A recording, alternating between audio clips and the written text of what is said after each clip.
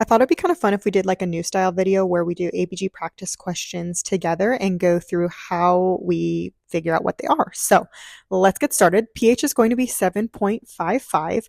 Our CO2 is going to be, let's say 54. And then our bicarb is going to be, how about we do 37? Okay, so now let's interpret everything. Looking at the pH, we know that a pH of 7.55 is considered high because normal pH is between 7.35 and 7.45, which means we are leaning more towards the alkalotic side.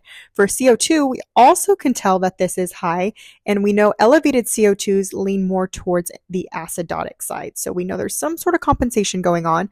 And for bicarb, our bicarb level is high, leaning more towards the alkalotic side. So right off the bat, we know that this is an alkalosis, and that is based off of our pH being more alkalotic. And we know because the bicarb is driving the pH that this must be a metabolic issue. Okay, now we have to figure out compensation. We see that our CO2 is out of range. So we know that there's at least some compensation going on. But because our pH is still out of normal range, we know that this is only partially compensated. It is not fully compensated because our pH is, again, not within normal range. Okay, let me know if that was helpful.